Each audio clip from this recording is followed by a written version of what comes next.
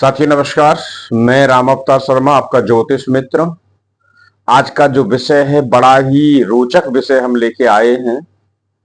जिनकी कुंडली नहीं बनी होती है, जिनकी कुंडली का कोई अता पता नहीं है कि कब उनका जन्म हुआ, क्या टाइम है, तो आज जो है ऐसे लोगों के लिए हम पितृदोष की एक वीडियो बनाने जा रहे हैं, जिसमें पितृदोष और काल सर्प दोष भी इसमें शामिल होगा। उससे पहले हम गणेश वंदना करेंगे, मां सरस्वती के चरणों में वंदना करेंगे और राधा कृष्ण जी के चरणों में वंदना करेंगे। उसके बाद आगे प्रोग्राम पे चलेंगे। ओम श्री गणेशाय नमः। ओम श्री सरस्वती नमः।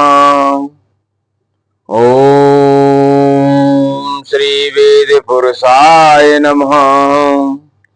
श्री राधा कृष्णाभ्याम नमः। राधा मेरी मात है, पिता मेरे घनश्याम, उन दोनों के चरणों में कोटि कोटि प्रणाम, मेरा कोटि कोटि प्रणाम। जय जय राधा रमण, जय जय नवल किशोर, जय गोपी चित चोरी प्रभु, जय जय माखन चोर, जय जय माखन चोर। आए हो तो प्रेम से लो हरि का नाम, सब दर्शकों को राम अवतार की जय जय राधे श्याम, जय जय सीताराम। प्रिय दर्शकों, राधे राधे। आज का जो बहुत ही रोचक विषय है कि बहुत लोग परेशान हैं कि जिनको पितृदोष का पता ही नहीं रहता है कि उनकी जन्म कुंडली बनी नहीं है या तो बनी नहीं है, और या बननी तो यदि बनी नहीं है तब भी कोई प्रॉब्लम नहीं है, तो भी कंप्यूटर से आजकल सब चीज हो जाती है। मगर किसी को पता ही नहीं है कि हमारा जन्म कब हुआ, कब क्या हुआ। तो हम आज उसी सूत्र पर बात करेंगे, पितृदोष और काल सर्प दोष की बात करेंगे, जिनकी जो इन पैरामीटर से हम चेक कर पाएंगे कि आपके ऊपर में पितृदोष लगा हुआ है या नहीं लगा हुआ है, या काल सर्प दोष है या नहीं है, जानेंगे आज। पहले हम पितृदोष की बात करें तो साथियों, पहले जाने पहले जो किसी की नहीं बनती थी आप जन्म कुंडली वगैरह, ना ही माताएं बहनों को इतना टाइम पता होता था। अंदाजे से कहते थे कि इतने बजे का होगा टाइम, ये होगा, तो उससे सटीकता नहीं आती है पूरी कुंडली में। या फिर हम प्रश्न कुंडली लें, प्रश्न कुंडली के अकॉर्डिंग बनता है चीजें, तो इतनी जल्दी इजी उसकी सटीकता गणना नहीं होती है। तो आज हम पितृदोष पे बात करने जा रहे हैं। तो जिनके जीवन में पितृदोष लगा हो, वे पहले आप ये पहचाने कि सबसे पहला पॉइंट जो है, ऐसा जातक हमेशा जिनके ऊपर पितृदोष लगा हुआ है, वो बार बार देखिए, आप ध्यान से देखें, आप ऐसा जिसके ऊपर पितृदोष लगा होगा, वो बार बार अपने सर को खुजलाता रहेगा, बार बार अपने सर को खुजलाता रहेगा। है सेकंड जो पॉइंट है, वे अपना जो बैठा रहेगा, बैठने के बाद वे अपने दांतों में उंगली डाल के वो नखून ही काटता रहेगा, ऐसे करके ऐसे लगा रहेगा, तो समझ लीजिए कि पितृदोष उस पर लगा हुआ है, तो पितरों की वो शांति कराएं। तीसरा पॉइंट जो है, यदि कहीं सोफे पे बैठा है यदि कहीं सोफे पे बैठा है, यदि चारपाई पे बैठा है, यदि बेड पे बैठा है और पैर उन्होंने जो है नीचे को कर रखे, तो उनको पैर हिलाने की ऐसे आदत रहेगी। क्या? पैर ऐसे वो हिलाते रहेंगे।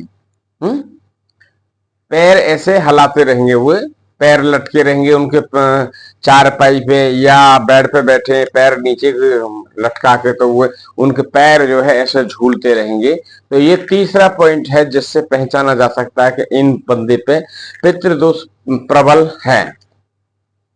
नेक्स्ट, चौथा, ऐसा बंदा जो है जब भी कभी बैठेगा किसी के भी घर या सोफे पे जाके बैठेगा, तो वो हमेशा पैर पे पैर चढ़ा के बैठेगा। देखिए ऐसे, ये स्थिति में हमेशा वो इस स्थिति में बैठेगा या फिर इस स्थिति में बैठेगा, वो हमेशा पैर ऐसे चढ़ा के बैठेगा। तो देखिए ये आज जो हमने जो बताए पितृदोष के 4 पॉइंट। पहला, सर खुजलाना, बार बार वो सर खुजलाता रहेगा। दूसरा, वो मुख में अपने दांतों से नखून नेल का खाता रहेगा।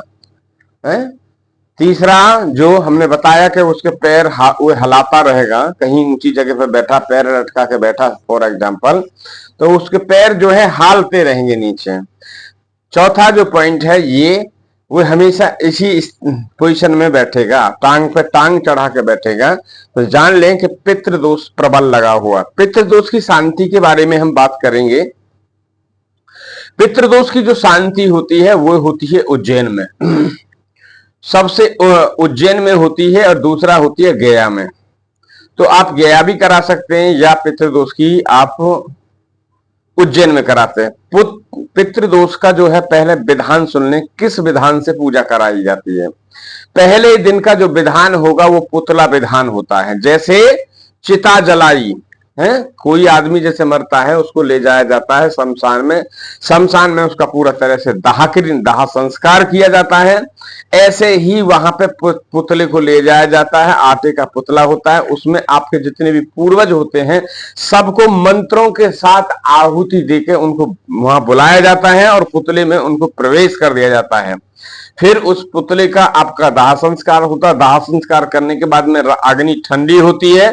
अग्नि ठंडी होने के बाद में शिप्रा जी में उनको विसर्जन कर दिया जाता है। राख वगैरह को जो भी उनकी जो बनती है सबको शिप्रा नदी में विसर्जन कर दिया जाता है। ये रामघाट, उज्जैन शिप्रा नदी रामघाट वहां है। भगवान श्री राम ने भी वहीं पे तर्पण किया था। ये बहुत ही अच्छा ये तीर्थ स्थल है, यहाँ पे आप कराएं। दूसरे दिन का जिनके जीवन में प्रॉब्लम काफी चलती रहती है कि किसी ने कुछ करा दिया है, ये हो गया है, वो हो गया है, तो ये इसकी फिर सेकंड क्या है, नारायण बलि। नारायण बलि जो होती है वो भी नारायण बलि से आपका वहां पितरों को ही शांति होती है। वहां पितरों का ट्रांसफर होता है यम लोक से पितृलोक से, और सीधा उनका बैकुंठ की प्राप्ति होती है। तीसरे दिन का जो है आपका नागबली। नागबली आप एक दिन में भी करवा सकते हैं, एक दिन में भी ये पूजा हो सकती है, मगर 5 से 6 घंटे लगते हैं, आदमी थक जाता है। तो सजेस्ट यही है कि 2 दिन कम से कम लें। पहले दिन पितरों का आप करें, फिर उसके बाद ये कराने के बाद में यदि आप महाकाल उज्जैन के पास बाबा के प्रांगण में कहीं अच्छा रुद्राभिषेक कराते हैं तो वो अति उत्तम। ये कार्य कराने के बाद में कम से कम जो आप पे इच्छा हो, पितरों के नाम की एकादशी का व्रत करें। 5, 11 है, जो भी करना है आपको, जितनी आपकी सामर्थ्य है, 1, 2, 3, 4 जो जितनी आप लें, तो वे आप पितरों को आप ये एकादशी का व्रत करके उनको तृप्त कर सकते हैं। आपके जीवन में कभी भी, और पितृदोष की पहचान क्या है, जो आदमी खाना खाता है उसके बार बार मुख में खाना खाते समय बाल आता है। तीसरा बाल आता है, और क्या पहचान है, उनकी पीठ में नाभि के पीछे बैक साइड में जहां रीढ़ की हड्डी है वहां उनको दर्द रहता है। ये भी एक पहचान है। तो जिनके पितृ दोष हैं वे ये शांति आप करें।